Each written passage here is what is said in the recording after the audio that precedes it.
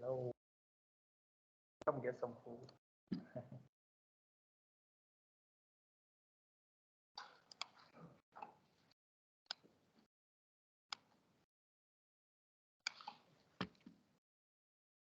Share my screen.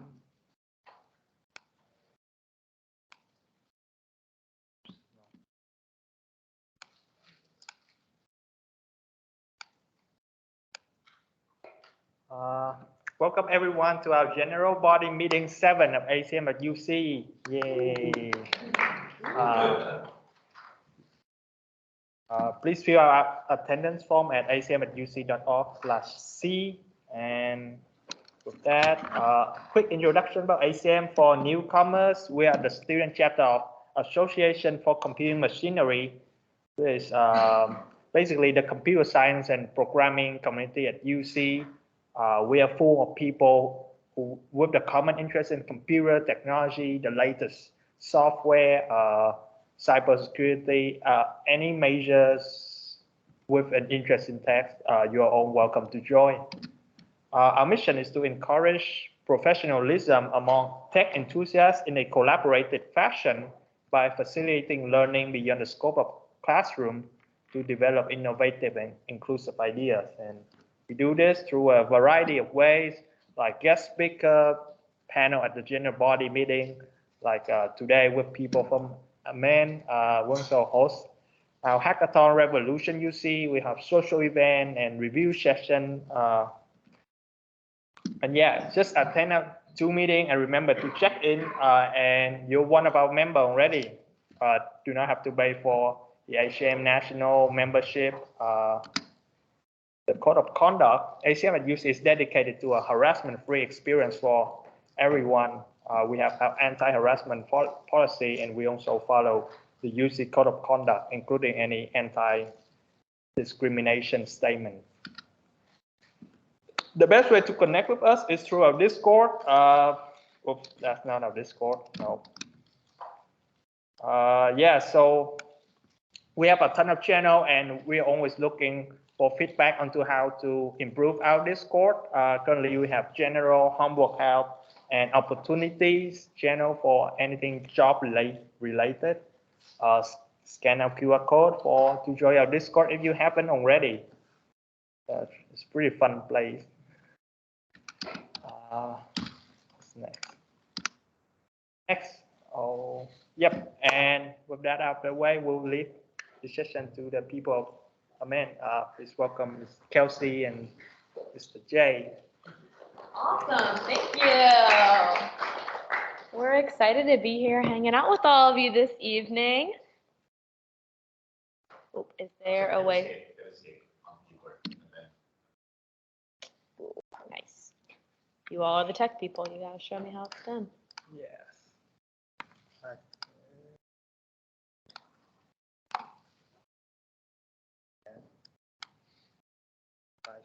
Perfect. Awesome. Well, good to meet you all. We're here from AMEND Consulting, and we're going to talk a little bit this evening about what consulting is, because we know it's not something that there's necessarily a major for at UC, so sessions like this are the best way to find out about it. So we'll talk about consulting in general, but also consulting in the technical space, since that is what you all are definitely interested in.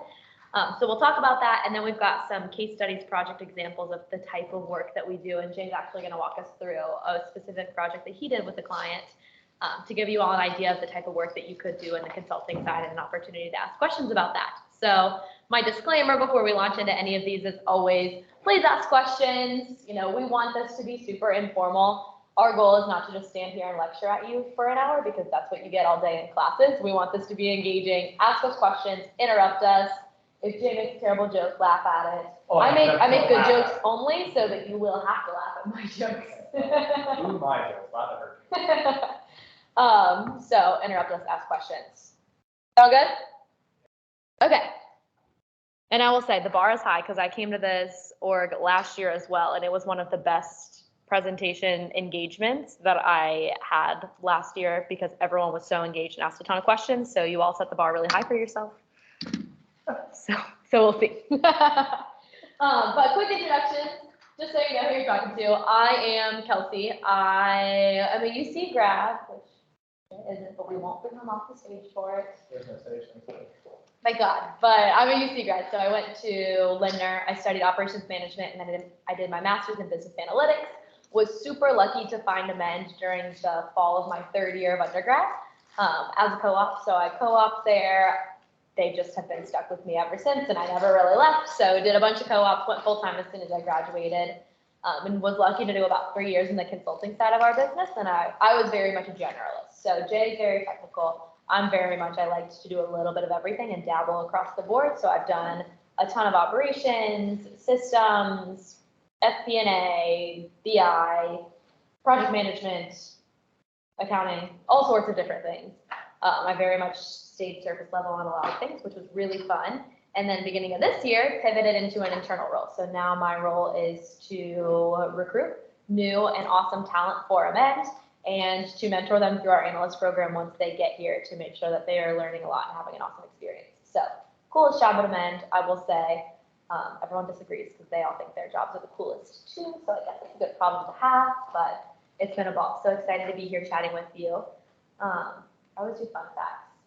Last time we were here, I was with Joseph Emsley and we gave fun facts about each other. So I think that you and I should do that. That would be fun. I don't know if I have. Oh. I didn't prep you for this. It's okay. Okay, you think about it while you do your section. And I'll think about what I agree. Sorry, the fun fact about you is that I'm pretty sure she knows every Skyline chili in the city of Cincinnati. Like the backyard. We'll fight somebody. Yeah. We'll drag them to Skyline and fight them if they don't like it. True facts. I'm very obsessed with Skyline. It's only a little bit like that. Really. Yeah, it's the one thing that everyone would have knows about me. All right, your turn. Oh. Now I'm gonna think of your fun fact. I'm Jay. Talk about you. I'm Jay. I'm clearly very prepared for this. So I went to the University of Notre Dame, so not here. But I grew up in Cincinnati. But went to Notre Dame, got a degree in physics, and then went to the University of Tennessee with the intention of getting a PhD. Realized I was bad at it and didn't want to do grad school for 6 years. So got out with a master's, went to Arizona to work for Raytheon Missiles and Defense. So did that for about 1.5 years, doing mainly electrical engineering and sensor analysis. And then pandemic hits, I'm half a country away, I want to get back home, but I've got defense engineering and physics on my resume. What the hell does a business do with me? Like I apply to a company, they're like, I don't know what you do. Thankfully, AMEND stepped in and AMEND found a place for me. So I've been at AMEND now for about 1.5 years, which is wild to think about. But I've done a lot of technical work, anything from scheduling, forecasting, optimization problems, this and that. And I've also touched a little bit of everything as well. So running the company. So I kind of try to help Kelsey show up here and be a good foil for her. So I'm excited to talk to you today. My fun fact about Jay is that when Jay and I first met, he had a really thick mustache. And I don't know if I've ever told you this, but when you were in your recruiting process, when we talked about you, we called you like Jay with the mustache. And that was your defining characteristic. Not that you were a rocket scientist, that you had a mustache. It was a good mustache. It was great. R.I.P. to the mustache. Okay, so let's talk about consulting. So how many of you are familiar with consulting? Okay, so some of you, not all of you. Perfect, that's how I like it. So how I think about consulting, if we put it in, just the absolute base form, is that we're problem solvers. So we come in when a business has an issue or something that they don't really know how to deal with, they don't know how to fix it, they don't know what to do, they need someone to make a decision, they call us. And then we come in, we get to understand their business, we get to know their problems, we bring in all of our experts and we say, okay, here's what you need to do to fix this problem, and here's how we're gonna help you do that. So it's really, someone described it to me like this the other day and I liked it, like a doctor for businesses is pretty much what we do. So it's very fun, and it means that every day is totally different because there's always a new problem to solve, and we're not doing the same thing over and over and over again consistently. It's, okay, let's insert ourselves into this crazy situation with this client where they need a lot of help. Let's fix it. That was really exciting and really cool. We don't have to stay now. Let's go on to the next crazy, cool, crazy, exciting problem to solve. So there's a ton of variety. It's really fast paced because if you can imagine, these are high pressure situations where the clients need answers fast. So we're go, go, go, go, go. operating at a sprint at all times. And there's a lot of collaboration because we're working both with our team to help solve those problems, but also with the client, because consulting wouldn't be done well if Jay's my client and Jay tells me his problem and I say, okay, and then I disappear into a conference room for 2 months, then I come out 2 months later and I say, here's your solution, Jay. Jay's gonna say, well, what the hell? That's not what I wanted. You didn't ask me any questions. You didn't ask my input at all. I don't want that. What I'm gonna do is meet with Jay all the time to get his input, get his feedback, learn his perspective, and then we're gonna work together to build that tool and to fix the problem. And then when I hand over the solution to Jay, he's gonna be like, cool, I helped build this, I feel good about it. Thank you, Kelsey. I mean, right, they are the experts in their business. We can't hope to know more about their business than they do in one, but we are experts in solving their problems. And so if we can learn as much about their business as we can and work as closely with them as we can, that's how you get the solutions. 100%. So with that, there's a ton of collaboration, a ton of relationship building. That's a huge part of it that we're always doing. So that's kind of the high level on consulting. And kind of in the middle here, something that I like to hit on is that there are a lot of different types of consulting. So Jay and I are going to be talking about management consulting, specifically in the technology space, because that's what we do at AMEND. We also do operations, finance, and all different things. But for the purposes of this conversation, we're going to talk about the technical side of our business in the management consulting space. But if after this presentation you're like, consulting sounds cool, I like solving problems and a huge variety of work, but the exact work that Jay and Kelsey talked about wasn't my thing. Okay, we're not offended. We're not here to sell you on AMEND. We're here to educate you on opportunities for yourself. So look up any different type of consulting, because there are a ton of different types of consulting firms that do a lot of different things. There are cybersecurity firms. There are marketing consulting firms. There are HR consulting firms.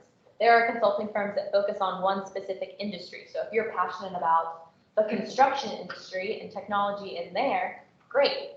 We don't do that.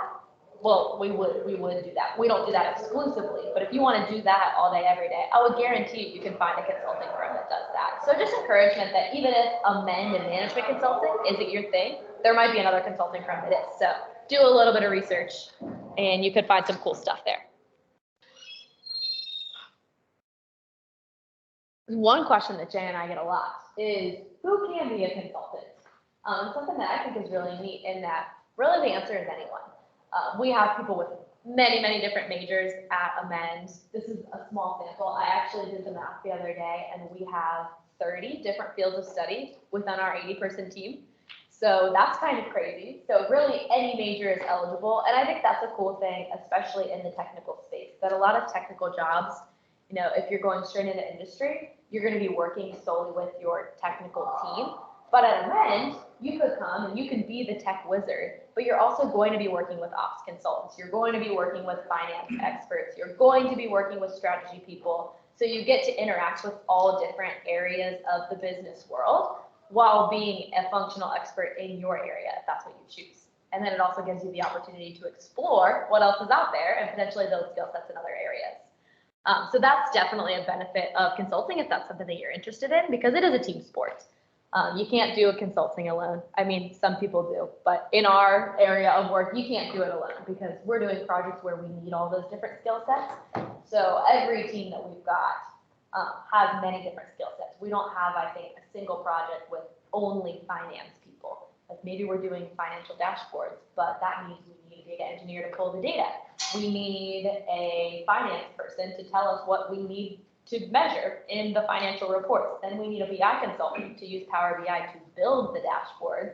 And then we probably need a project manager to make sure that that all happens properly. So that cross-functional mindset is a huge part of how we do business. Questions so far? It's been a lot of me speaking, maybe too much of me speaking. Okay, you all tell me when you've got them. So one other thing that we like to hit is, what skills do you need to be a consultant? So if consulting sounds like something that would be interesting to you, what skills would make you set up well for that and would show that you're a good fit for this? So these are kind of the big four that I think about when we're thinking about whether consulting is the right area for people. So number one being, you gotta have the hard skills. So whether that's you are a finance person who somehow ended up in this room, in which case, welcome, get really good at finance. If you are a tech person and you love Python, great. Get really good at Python. You got to have the hard skills to back yourself up. They can be in any area. We take everyone. If it's within the realm of tech and business, we probably could use your skill set. And then the rest are soft skills that I think are harder to teach, but really important in being successful here at AMEND. So one being the most important, which is like the second one on this list, is the ability to figure it out. Because we're walking into our clients' toughest situations where the reason they need us is that there isn't a clear-cut answer. So we have to go in and figure it out. And sometimes that's hard. Sometimes that's a little bit intimidating and a little bit stressful. But if that's something that fuels you on, okay, I don't know what the final answer is, but I know step one, so I'm going to do step one. That's going to help me figure out step two. Then I'm going to call Maggie Daly because she is the smartest person to ever live. She's going to help me figure out step three. Then I'm going to call Jay because he's done this before. He'll help me with steps 4 through 7. And eventually we're going to figure it out and it's going to be awesome. If that kind of environment fuels you and that sort of ambiguity is exciting to you, that's consulting. So that could be a good spot. Team player, we talked about collaboration. You can't want to do it on your own. You have to know how to ask for help. You have to know how to help others because that's the sport that we play. So that's a really big thing, as well as building the relationships with the clients because we're making really big changes in their business. So for that to be successful, they need to trust us and we need to be a part of their team. So we do a lot of integration into the client team. We have one senior analyst. His name is Tucker. He's been joking lately that his client is his best friend now. His client is this man who works in the financial department of his company who keeps inviting Tucker to like go to soccer games and things. Like they actually are good friends. And that helps Tucker make a really big impact because they have a lot of trust built there. So team player is a big thing. And then the last one is more related to EQ and the willingness and ability to have tough conversations with our clients because sometimes we are having combos that aren't the easiest on what are the problems in their business, how are they going to fix it. A lot of times it's not necessarily what they want to hear, but we have to be able to have the EQ and to care about them enough to know that we're serving them by having this conversation. And don't get me wrong, we're not sending an analyst day one, like go talk to the CEO and tell them that their leadership sucks. That's not how it's working. It's always as a group. You learn as you go. But being able to be in that situation and not put your foot in your mouth is a pretty important skill in the consulting world because that would be a tough look. Make sense? Cool, yeah. What hard conversation have you had with clients? Yeah, that's In their leadership?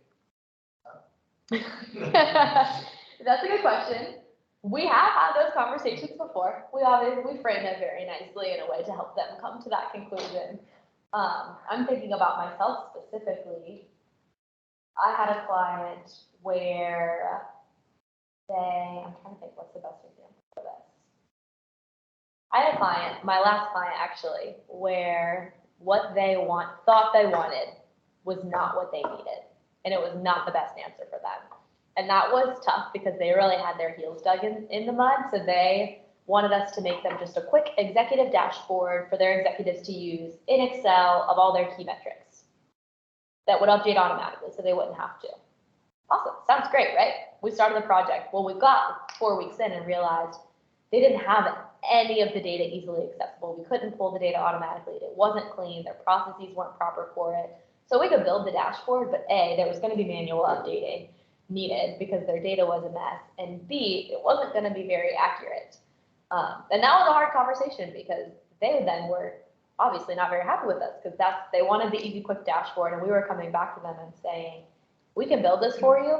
It's going to take us a year, and it's going to take us a lot of phases and a much bigger investment than you wanted.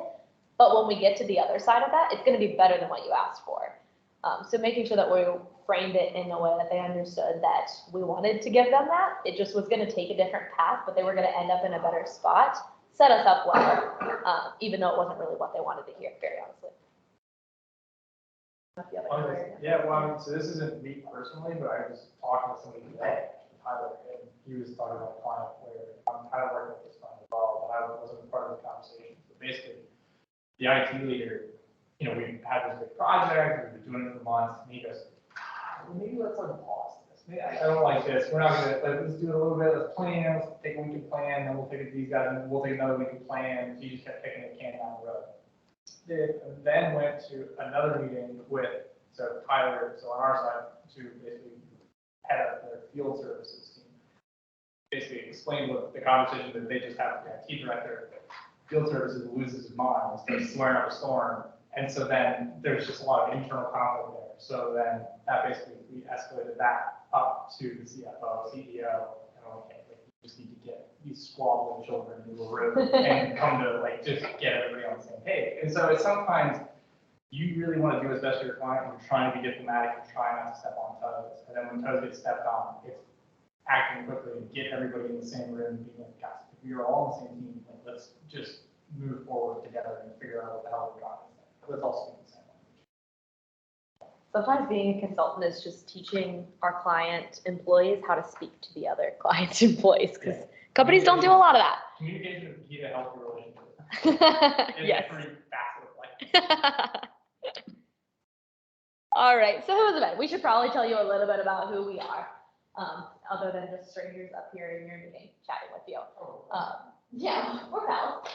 So we're a management consulting firm. We're based here in Cincinnati, so we're across from the Hard Rock Casino downtown, if you know where that is. So super close by. Been around for about 17 years, which is crazy. Almost legal, almost that 18th birthday, which is pretty exciting. But we're a pretty small firm, so we've got about 80 full-timers, which probably sounds small to all of you. It feels really big to me, because when I joined Amend 4 years ago, we had 20. So we're on a really crazy growth trajectory over the last few years, which has been really neat. There's just a ton of demand for what we've got in the marketplace, and a ton of people who want to come along on the ride with us, which has been really neat. We're super lucky for. And then we also have 10 to 20 analysts every semester rotation. So that is what we call our co-ops. So you're hearing Jay and I talk about analysts, those are our co-ops. And we very intentionally don't title them co-ops, because we give our analysts the type of work that most companies would give to full-time employees, because we're hiring rock stars. Why would we hold them back by making them staple papers and just take notes in meetings? Why would they not be leading those meetings? Why would they not be giving input? So it's a really cool spot, and honestly, that's why I started doing my co-op rotations at Amend and why I stayed for so long. It's just that I found I was getting to make a really big impact before I even graduated. I was getting to positively, use my skills to make a positive impact on businesses and change the way that they were running. And that was a really cool and special thing that I don't think you find a lot of places. So if that's something that you would be into, you let me know, we'll chat about it. Because age means nothing at Amend, and I think that's a really cool thing. And we definitely put our money where our mouth is. We've got partners who are 27 years old, which I have never seen happen anywhere else. It's all about the value you bring to the table and what you're capable of. Yeah. You're good.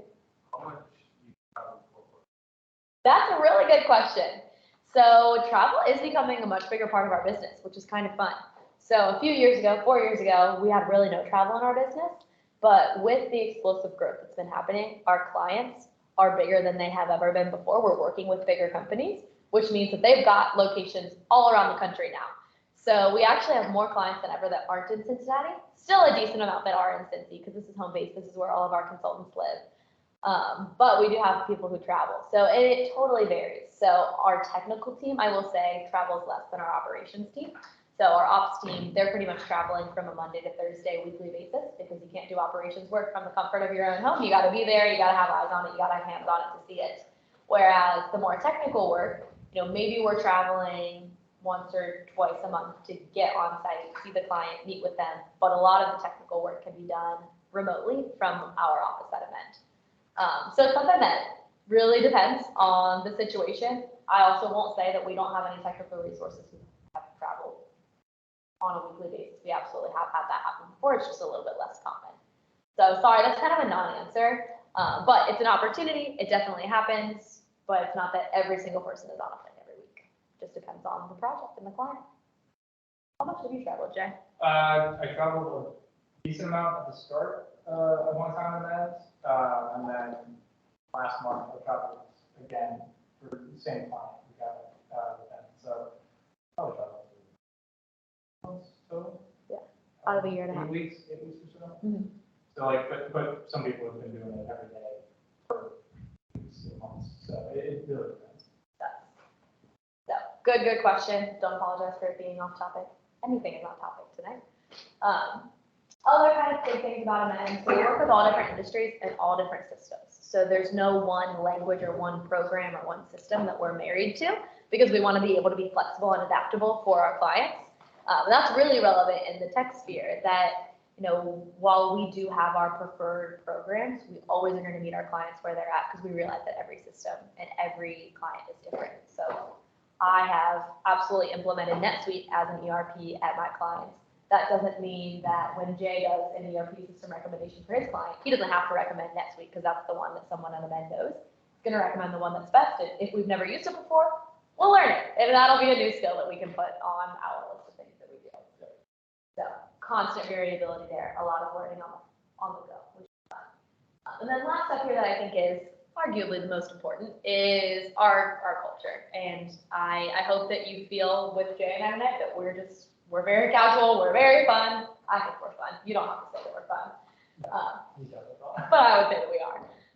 But this is what our company is like. This is what our team is like. And I think that that's a really neat thing because if you're spending most of your week with these people, it might as well be people that you really genuinely care about and you want to do life with. And that's how we treat it. Jay and I walking over here, we're not just talking about what did you do on your project today? We're talking about what's going on in our lives, what's going on this weekend, because Jay and I are pals in and outside of work. And that's how we treat the AMEND team, which I think is pretty cool. Any questions on AMEND? Okay. Cool. I'm going to run really quick through the analyst program. Actually, Jay, do you want to talk about the analyst program? Because you went through it yourself. I do want to talk about the analyst program. So the analyst programs were additional program, like Kelsey was saying, where we'll bring in obviously a lot of college students, a lot of co-ops, but they'll also bring in people like me. So people who have already started their careers, have done work in the industry, the fields, companies that really don't know how AMEND works and don't know how many consulting works. And so every week, I don't know if you still do them at 7 a.m., but we do. So they're 7 a.m. Nice and early. Yeah, 7 a.m. Before client hours, just exactly. So 7 a.m. Informational sessions to learn about anything and everything. So we're talking about corporate finance, we're talking about sales. Everybody's a salesman, as Craig will. And you just kind of getting a wide breadth of trainings and just understanding what is it that we do, how do we do it, what are the tools that we use. And so on top of that, you kind of get in this structure, but it's not like, oh, these are the co-ops, these are the analysts, they only do this. You kind of just get thrown into it. And I want to say thrown into it with like a life vest, and there's people in the boat, like you're watching out for you. In the sense that like you're going to go to boot camp Thursday, Friday, and then Monday you're on the client site. And that could be putting on a pair of steel-toe boots, going into a warehouse and completely taking over, this section of the manufacturing process. Smith is done. Yes. Or it could mean, right, you're leading a meeting, leading a steering committee meeting, checking in with the CEO, CFO, COO of this company. So it can mean anything and everything. And so the beauty of rotation is it gives you great exposure while you're learning these skills and kind of a group of people that are having similar experiences, learning it at the same time. It's a pretty good time. So Kelsey runs it, so she's a little biased. I'm biased, I'll admit that, but we'll move on. But if you're interested in it, let me know, and I would love to chat more. And then we're gonna run through just a couple more things about AMEND. I just think it's so important for every presentation we get to talk about D&I at AMEND because it's really important. It's important to us. I hope that it's important to you as well. But it's something that we work really hard on and that we want people to know that we are working really hard on because I think we're doing some cool stuff. So we have a committee called our Social Consciousness Committee.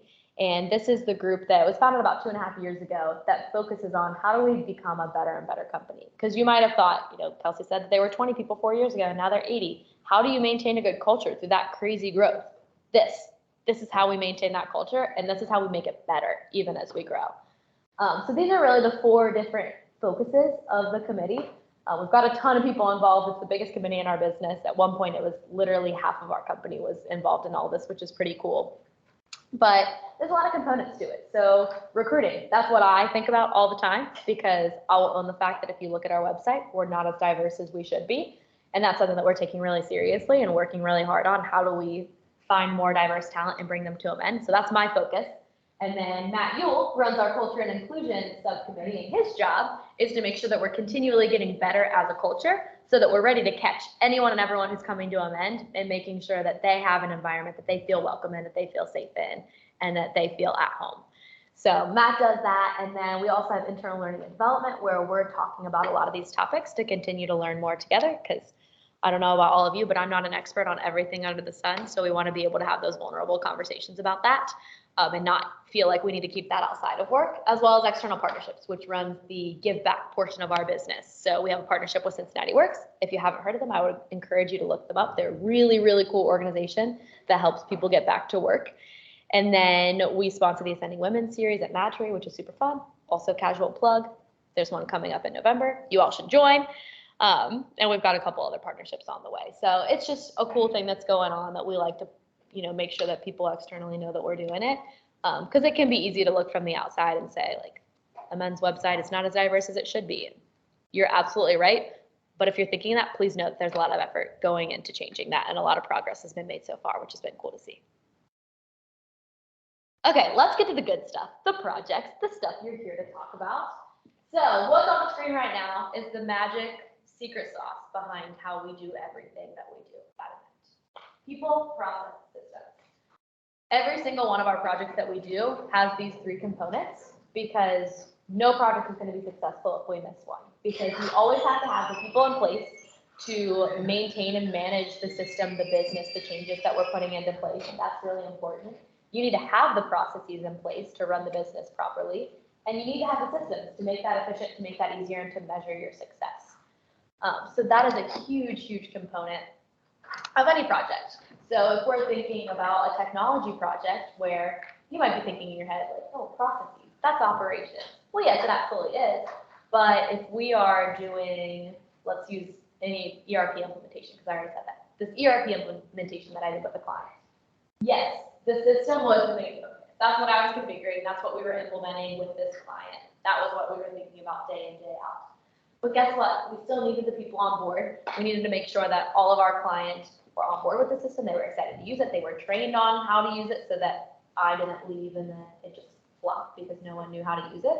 So people was a huge thing. And then processes. We needed to make sure that their processes were built to fit through this system, because at the end of the day, garbage in, garbage out, if the processes were shit and that's what they're putting into the system, it's not going to help them very much at all.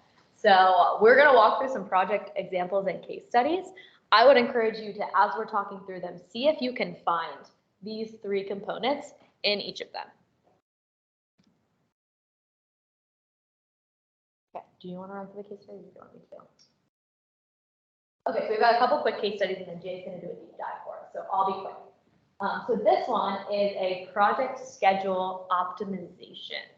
So we had this client's plastic extrusion manufacturer. Very random thing. A lot of our clients do very random jobs that you probably haven't thought about in the past. They were about 180 million in yearly revenue. So that was the size of their business. What we were working with was that they had over 5,000 unique SKUs. So that's different products that they make, which, spoiler alert, is literally insane. That is so many different products to be making. It was crazy. They had over 50 production lines and then about 200 orders per day from their customers. So pretty significant, pretty big orders that they were doing. When we walked in the door, the problems they were facing were they had so many back orders, just so many. So back orders being when someone places an order that they don't have the capacity to fill, so it goes kind of on the back burner. They had a lot of back orders.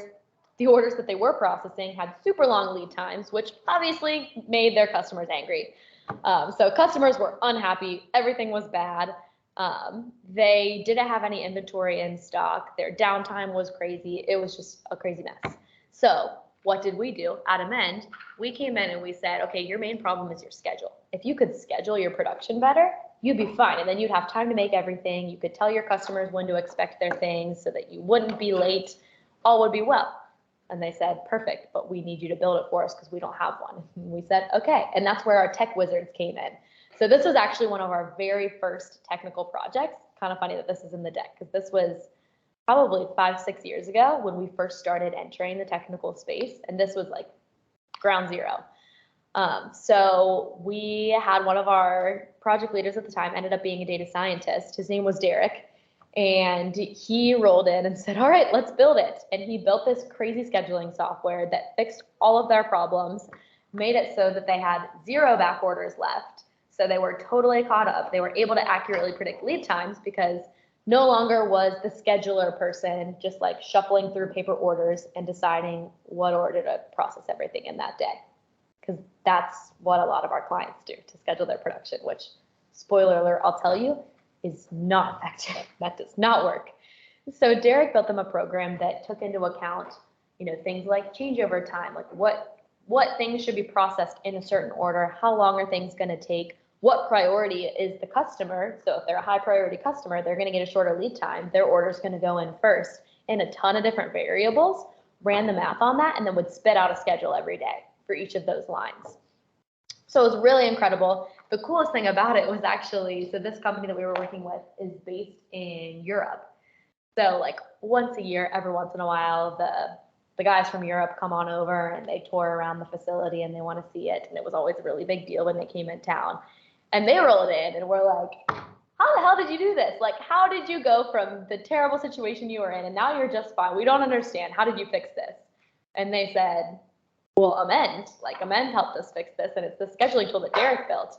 And the corporate headquarters actually purchased the scheduling logic from us, so they now own the rights to that scheduling tool so that they could implement it at all their other facilities around the world, because it was that much of a game changer. Because if you look at these stats, scheduling time reduction, it took off 50% of that time from 70% fill rate on a customer places an order and then they're able to fill it right away. That went from 70 to 85% of the time that was possible, and then eliminated 100% of back orders. And that is why you need systems to measure your results, so you can show cool things like that. So that was a pretty neat one of our very first data projects. Any questions about it?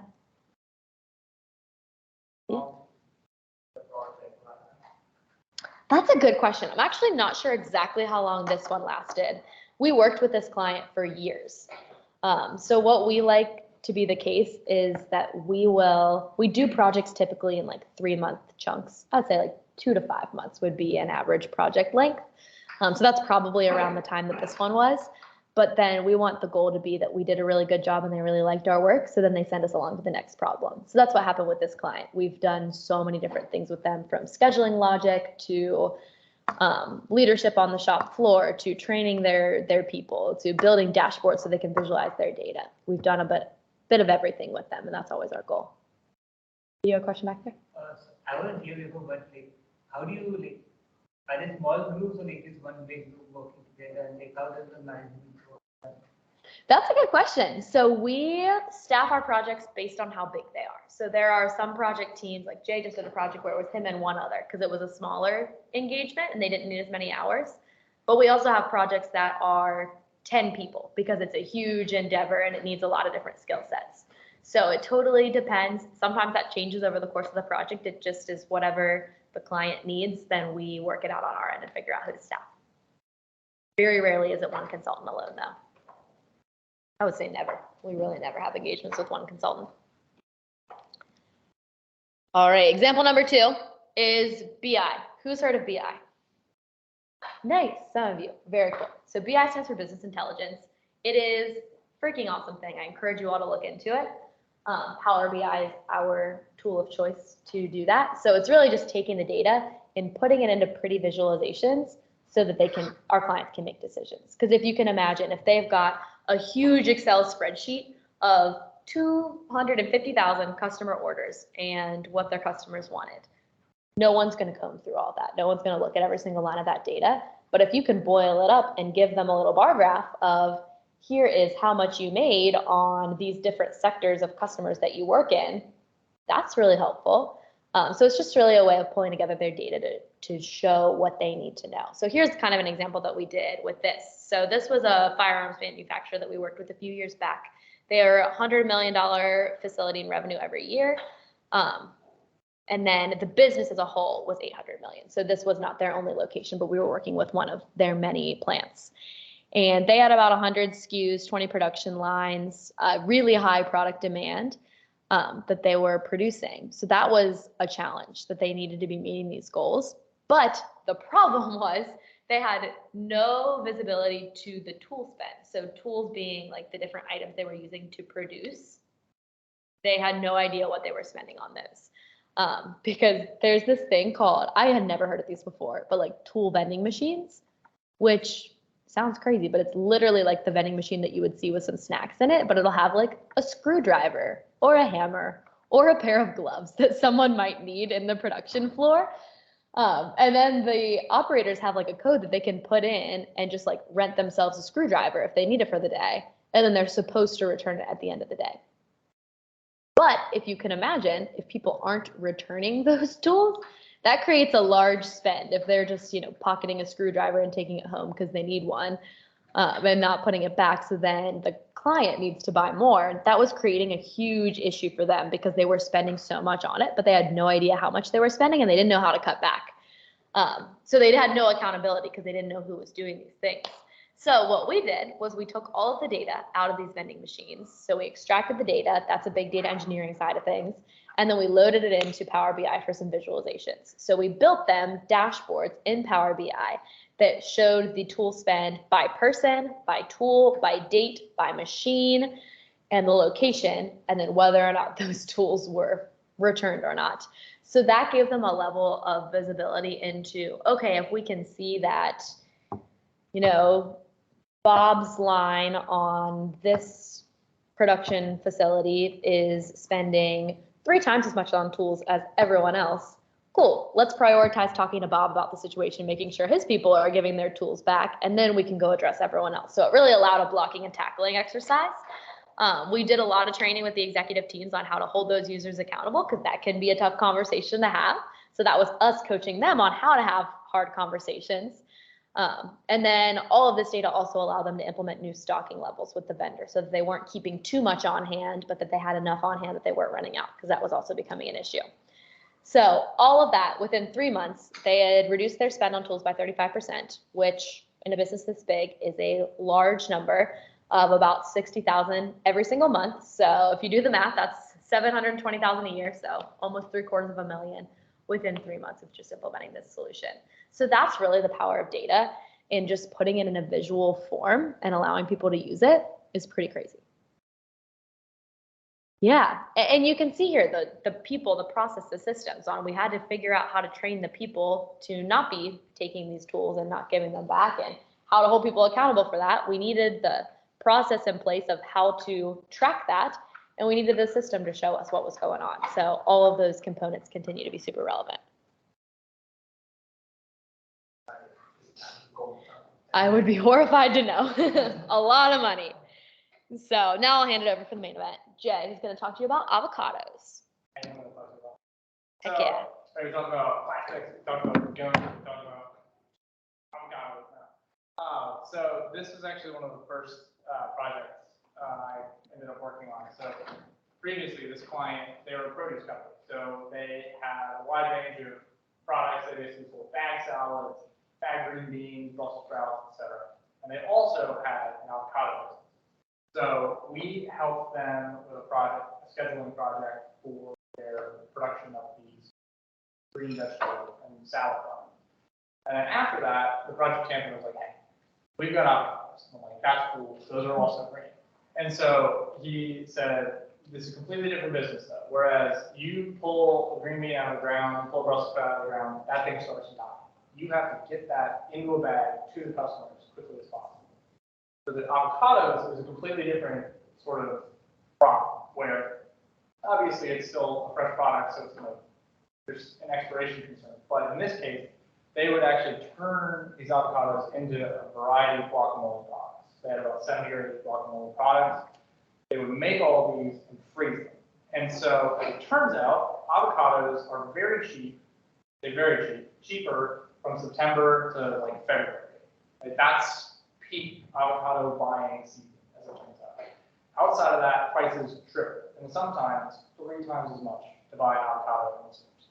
So they said, well, why would we do that? We're gonna buy and produce a year's worth of product in 6 months. And so the issue was to do, like Kelsey was saying, like sheets of paper and Excel to do all this planning. They had a single guy with a massive Excel sheet, basically combing through manually to figure out, hey, is this production target good? Is this production target good? And so on for the 80 or so items. And so there was no sort of notifications, there was no indications, no forecasting. Really, they had some crappy methods in there, but basically they were guessing on, hey, we're going to make this much, should be enough. They didn't want to be short, they didn't want to run out, so they basically overproduced constantly. And so they were like, we really want to reduce the amount of cash that we were pumping into frozen avocado products. So we were trying to create basically a forecasting tool, an inventory coverage. And so effectively, we tried a bunch of different methods. This is an example of a seasonal model that we tried, because there is seasonality to their avocado sale, right? It's going to ebb, it's going to flow. You're going to buy a lot more guacamole in the summer typically. Everybody loves guacamole, but it's not as popular, in the depths of winter, you're as into it. So there's some seasonality there. But as it turns out, as much as I didn't want this to be true, a naive method was the best method, because they really didn't give us that much data. The only data we got was, here's how much we sold, here's when we sold. So we didn't have any sort of additional factors or additional information to go on. We literally just knew what it was last year. So no matter what model we chose, it was basically what you did last year is effectively going to be what we're going to predict for this year. And so, Crazy. It was super hard for me to accept that, because I was like, sure, we can do better. There's got to be a way.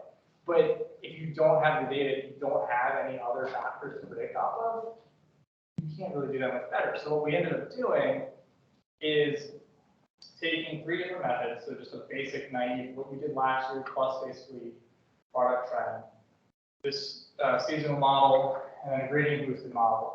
And we basically took all 3 and we ran every item through all 3 methods. And so we said, well, whichever method performs the best, that's the one that we're going to use. So about 50% of them were naive, 25% for the seasonal and the gradient boosted.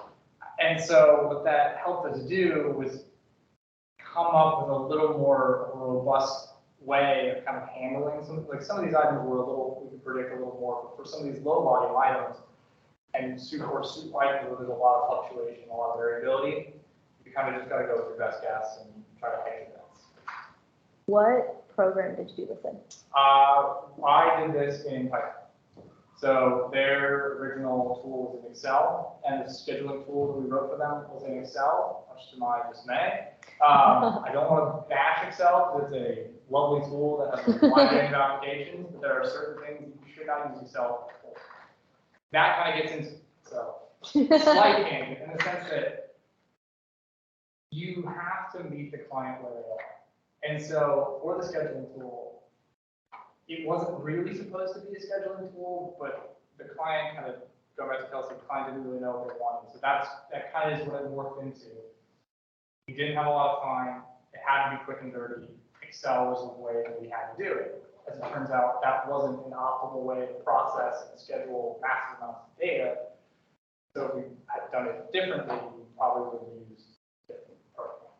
But and then with this project, we knew what we were getting into going into it. This was only a 6-week project, but we knew exactly what we were getting into. We knew the approach we wanted to take. And so we were able to use Python, package it up in an executable, hand it to them, basically tell them, this is your program. You don't have to worry about somebody going into your Excel file and deleting half of it. Just run this, and it'll work. I love it. And I feel like this is a cool example of like how we can use technology to elevate people's roles.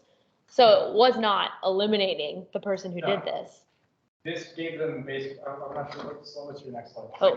Oh, sorry, I might have skipped ahead. I want to. I can just keep talking about it. You're good. I don't have other stuff in mind.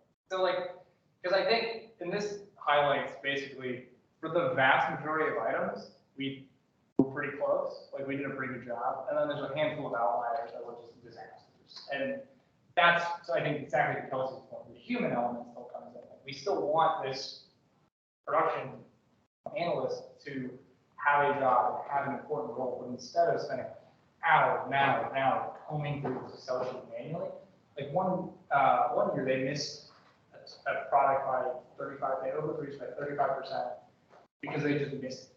They just didn't see it in the Excel sheet. and they get to the end of production season, like, oh my God, we made so much, and we weren't selling it this entire time. And so this not only gives them better forecasts off the bat, so they produce about $30 million worth of avocado every season, and we got that down to 26 million. And so we saved them about $4 million a year in terms of the amount of product that they're producing, which lets them spend that on other things.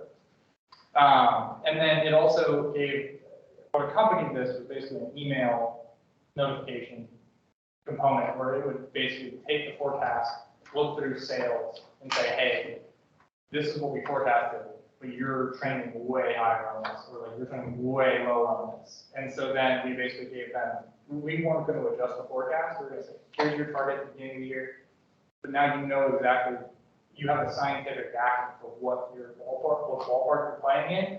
So let them, this production analyst, then go in, adjust the targets across the year if necessary, with a little more intent. Actually, with some notification, so he gets an email going, hey, you're up by 50%. You need to stop producing this. You're not going to sell it.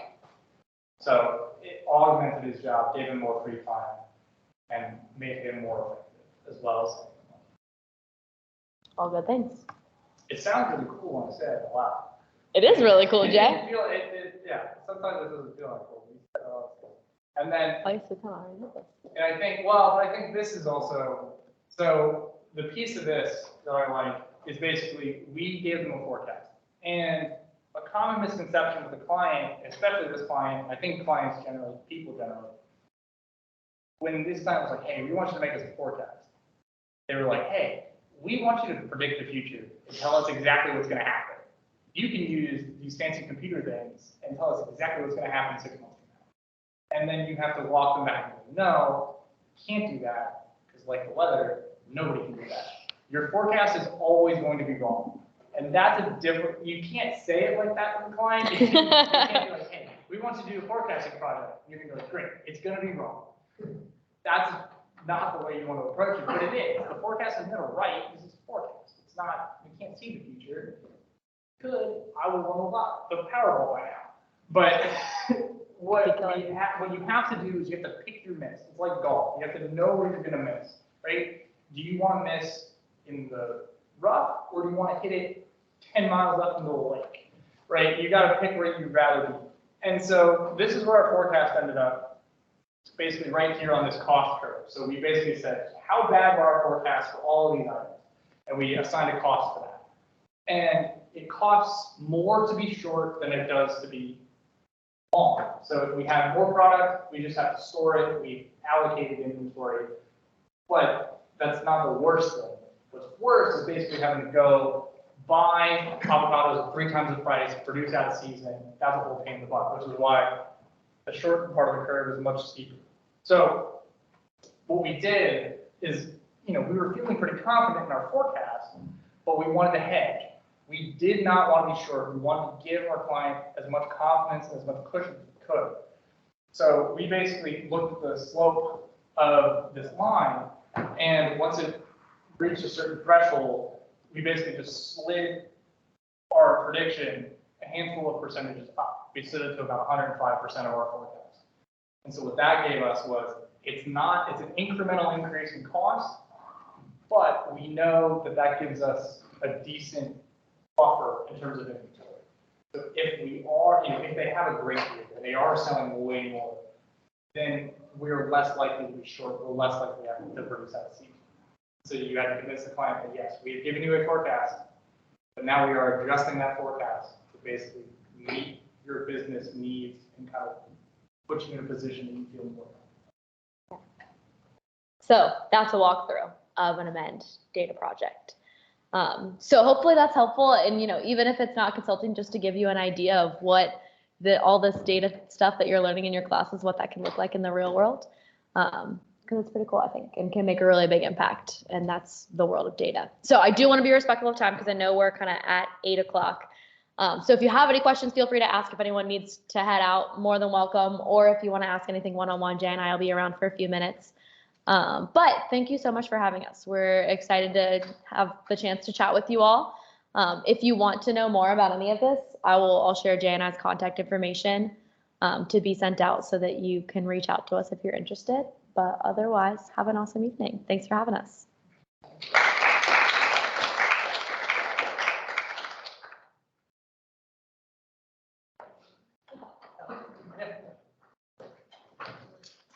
When you do consulting, you want to do an operating on the clients on a scale of like millions, like nervous, like I'm nervous that no matter I'm going to work, it's going to wait till the end of it all.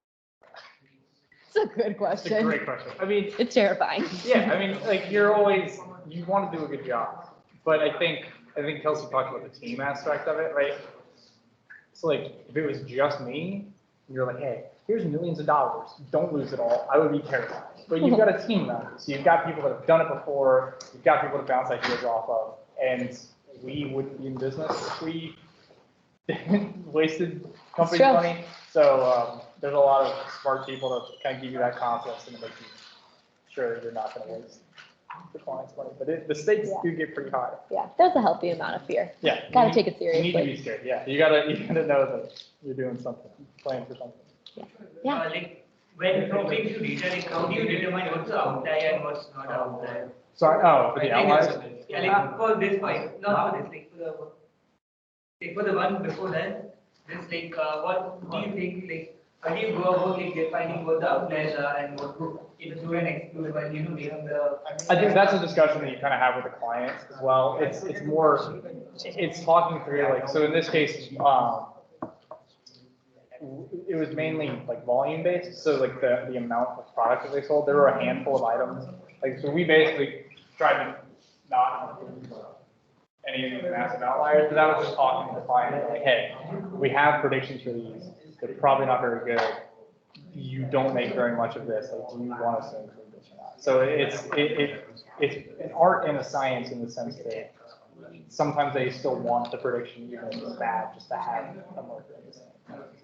Just one last thing, like, so like for example, like a single person project, for example, some doing something. Suppose they have a really challenge, like they just give like big data set, they give like a slide and then they give like a formula for whatever set, like, for example, like a windmill system.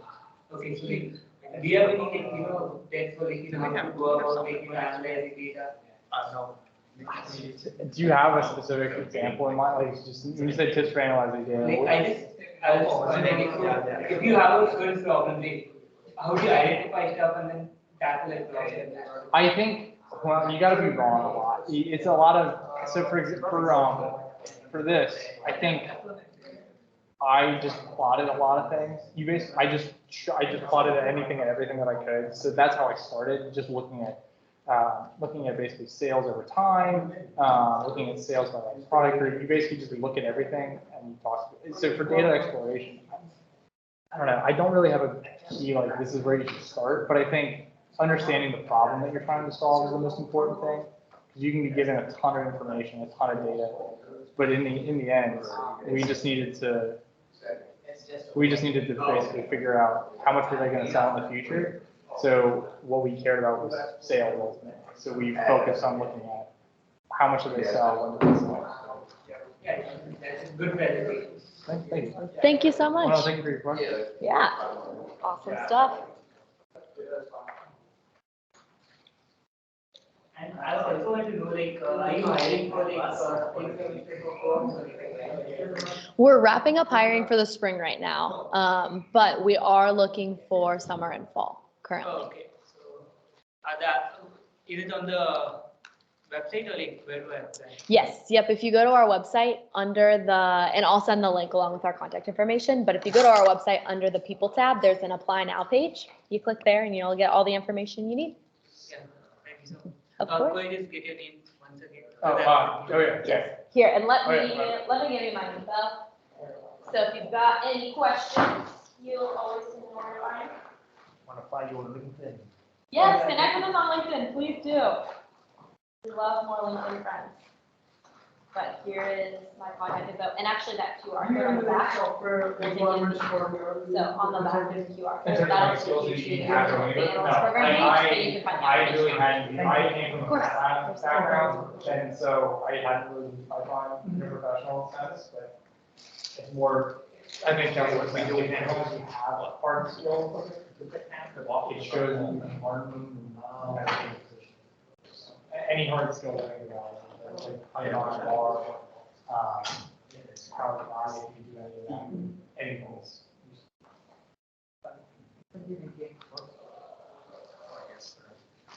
Glad you're interested.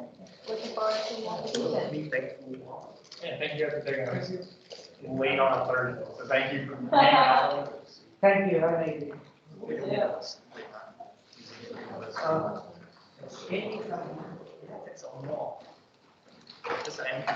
I'll take the box.